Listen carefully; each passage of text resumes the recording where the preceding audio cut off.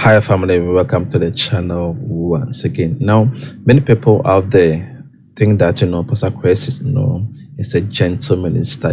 He's calm, he's cool.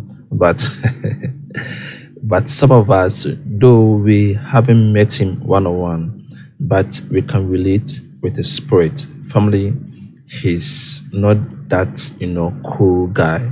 In the realms of the spirit, he's dangerously powerful. That's what so many of us don't know.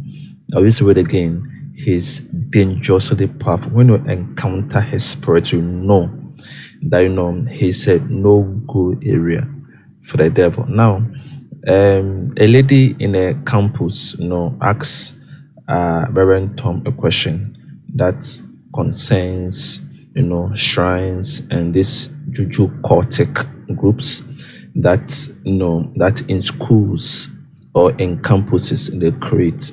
So she asks Reverend Tom that how can they eradicate or stop such occultic groups and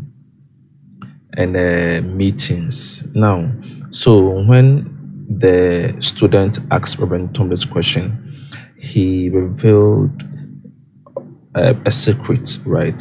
He told a story of how Pastor Chris went to an occultic group or club family and really was able to eradicate them during their meetings. It means that Reverend Apostle Bishop Pastor Chris went there and was able to convert this occultic group and you all give their lives to Christ. Family, this is pure radical. You can see that Pastor Chris really shown that he's not just a gentle pastor. When it comes to soul winning, he's a whole new person.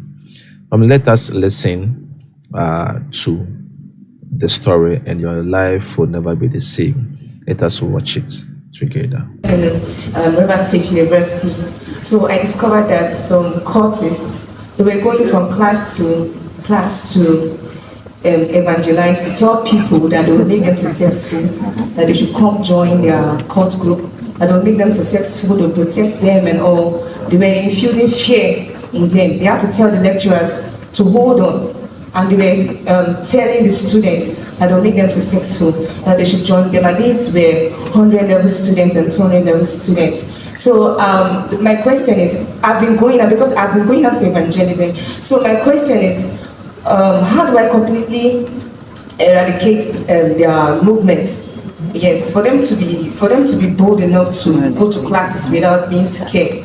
Yes. So how do I eradicate their to completely stop what they are doing? Should I pray more, or should I do more evangelism? Yeah. So that's the first question. I'd like Reverend Tom to address that.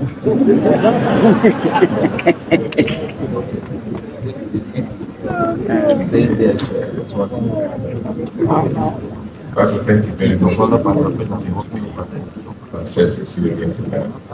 Thank you, sir. I love you, sir.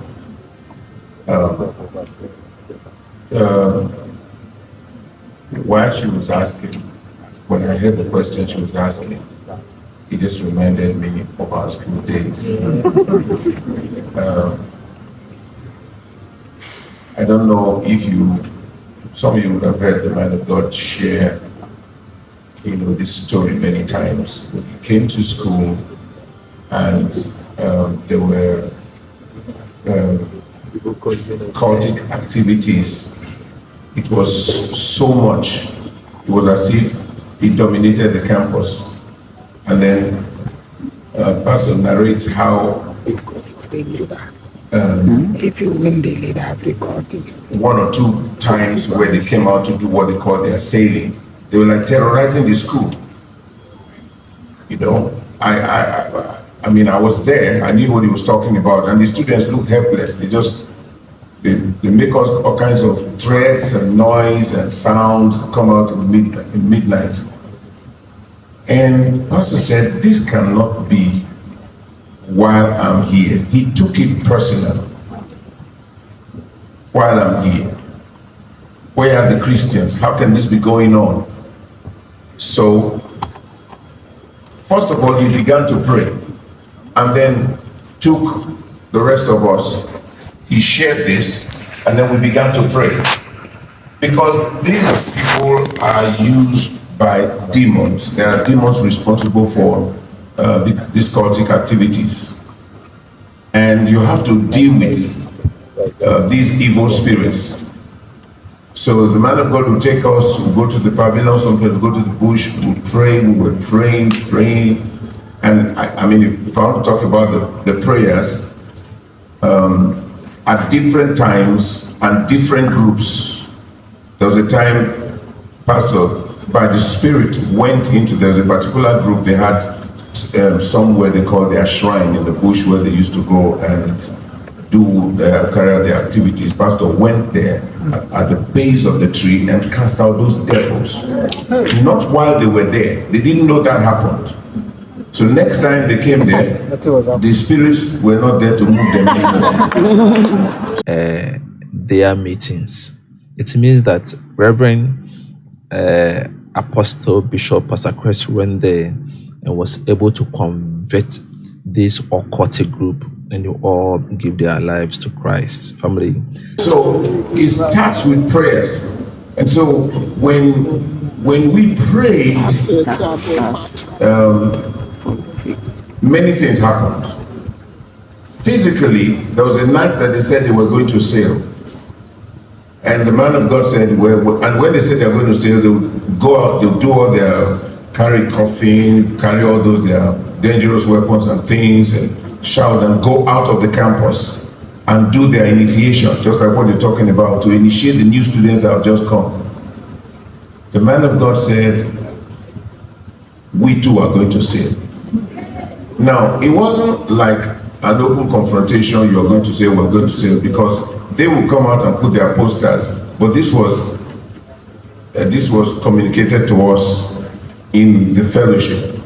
So we went to the pavilion and we were praying all night, speaking in tongues and praying while they were outside. They couldn't come back into the campus. The next morning, security agencies came into the campus and picked them all up at random. That's on the physical side. On the spiritual side, after all these series of prayers, their leaders, one by one, were getting saved. One by one, they were getting saved and coming to our fellowship and joining us. They were preaching. That's how we won them. So, because the demons were gone. The demons were gone. And one of those days, the man of God made a statement and said that one of the groups, they used to call them Palm Wine Drinkers Club, Pastor said, he named them along the other groups, that all of them are used by devils, they are demon possessed. The Palm Wine Drinkers group got angry and they went to the school authorities, went to the registrar and complained that they are not the same as the cult guys, that their own is different. But why is Pastor saying that they are all the same, that they demand an apology? So when the school authorities invited Pastor went there and they said that these people are angry, they're asking for an apology. Pastor said, no problem. I will apologize on one ground.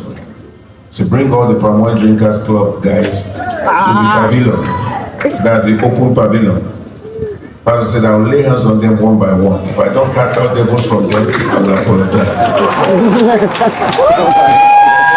That was a difficult situation for the registrar and for them. The registrar said, okay. I mean, he said it, but they got more angry.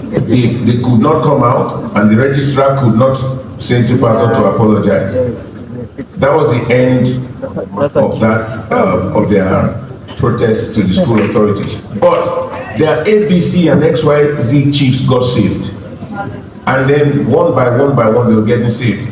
To the point that by the time we were graduating from, by the time Pastor would leave school, there was not one group, this is not exaggeration, not one single cultic group would raise ugly head.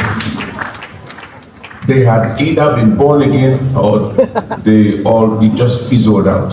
So it is first of all through prayers and then through aggressive evangelism. Because they are full of fear, those people. They are lonely. They are full of fear. So through prayer, we deal with those devils, we cast out the demons, and then we move in to preach to them. That's the way to deal with it.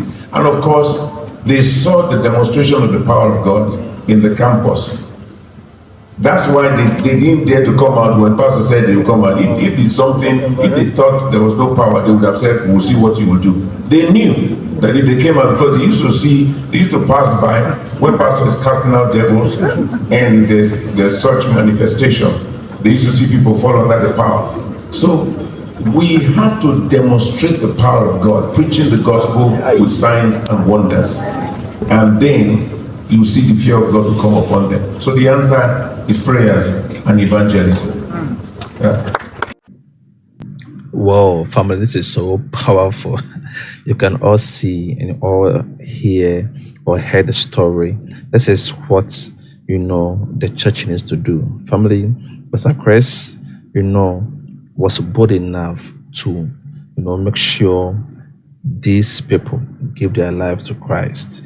He was determined. Nothing was able to restrict him. He went there out of fear and he made sure that they give themselves to Christ. But some of us, we are just afraid. We are timid of what people will say about us. But I believe this story should give you that zeal, should give you that strength, to give you that vigor